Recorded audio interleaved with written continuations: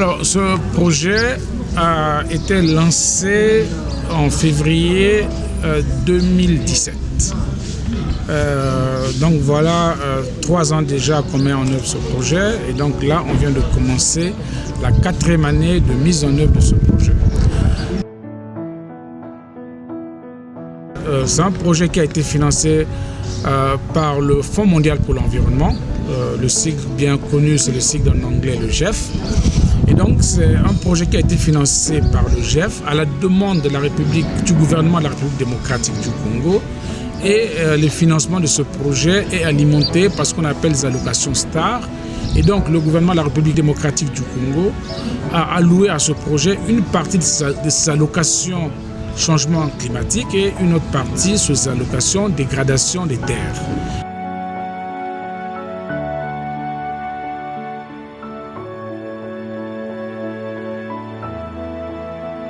L'objectif, c'est mettre plus de 200 000 hectares de forêt sous aménagement.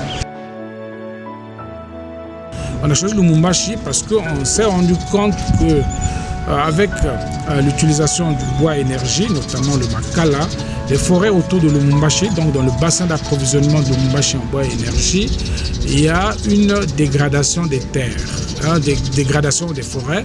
Et donc l'objectif du projet, c'est d'arriver à une bonne gestion de ces forêts par les communautés, de telle sorte qu'on puisse créer des conditions pour un approvisionnement durable en bois énergie de la ville de Lumumbashi.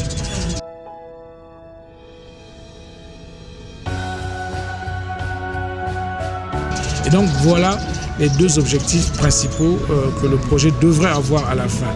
Mais au niveau global, bien entendu, si on gère bien les forêts, il y a un bénéfice important sur le carbone. Et donc là, le projet devrait donc contribuer à piéger le carbone, à séquestrer le carbone. Oui, c'est vrai, c'était très délicat, mais avant que le projet ne vienne ici, on a eu à conduire en 2008, je crois, 2008, 2009, 2010, une première expérience parce que la RDC venait s'engager dans la foresterie communautaire, mais personne ne savait ce qu'il fallait faire. Donc il fallait procéder par des tests et nous avons donc réalisé un test ici à Kikonke.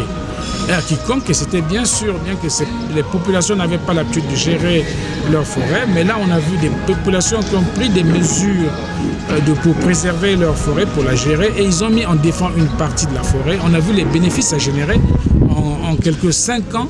On a eu donc sur une zone qui était complètement dégradée, on a vu donc une petite forêt s'est installée à hauteur de 6 mètres environ. Les champignons sont revenus, les chenilles sont revenues, la faune est revenue.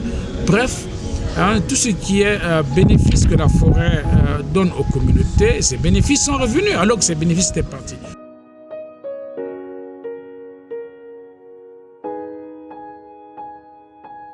Donc, du coup, par exemple, cet exemple montre bien qu'une fois que les populations, on leur donne la possibilité d'abord de...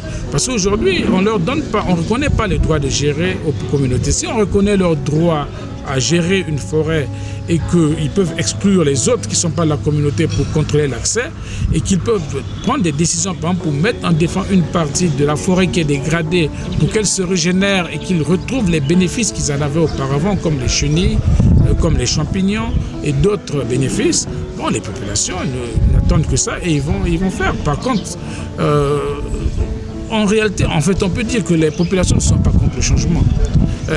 Ils veulent bien le changement, mais pourvu que le changement soit positif pour les populations. Du point de vue de la stratégie de mise en œuvre du projet, bon, celle a été définie pendant l'élaboration du projet. Donc la stratégie de mise en œuvre du projet, c'est un projet participatif, inclusif. Et donc l'objectif du projet, c'est vraiment mettre les communautés locales vraiment au centre de la gestion des forêts pour lesquelles elles dépendent. On a mis en place d'abord des critères d'adhésion. Donc on s'est dit, ok, le projet est là pour apporter un appui aux communautés qui le désirent et qui pensent qu'ils ont une terre au sens reconnu par la coutume. Et donc, les communautés devaient remplir un certain nombre de critères et sous la base des critères, le projet s'engage dans un partenariat avec les communautés pour les accompagner.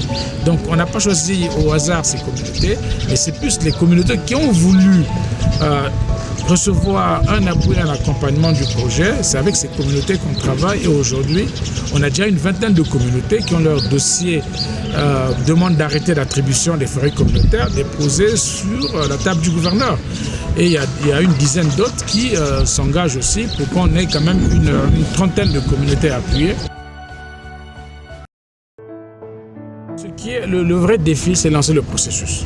Si le processus est lancé avec la communauté et que la communauté a compris que c'est pour son intérêt et que la communauté se rend compte que ça va générer des bénéfices, une fois qu'on arrive déjà à sécuriser les terres des communautés avec ces arrêtés d'attribution, une fois que vous avez ces arrêtés et que les communautés ont maintenant, ils se rendent plus valorisés, l'administration reconnaît leurs droits sur ces terres, les droits de gérer ces terres, et qui savent vers où ils vont aller. Effectivement, on a vu à quiconque l'idée, c'était uniquement de lancer le processus testé, mais juste après ce premier projet qu'on a vu à l'époque, les communautés ont continué le processus et 5 ans après, quand on est revenu pour formuler le projet actuel, on était complètement surpris de voir que la forêt régénérer, la forêt reprendre le dessus sur des zones qui étaient complètement dégradées. Alors, la vision, ce n'est pas la vision du projet, c'est plutôt la vision du gouvernement. Le projet contribue à mettre en œuvre la vision du gouvernement et pour le gouvernement, la vision, c'est la gestion durable des forêts. Et qui dit gestion durable des forêts, c'est ce qu'on appelle les conditions de la forêt, la santé de la forêt. Mais de l'autre côté aussi, c'est poser des bases, des moyens de subsistance durables pour les communautés qui vivent dans ces forêts et qui vont gérer ces forêts.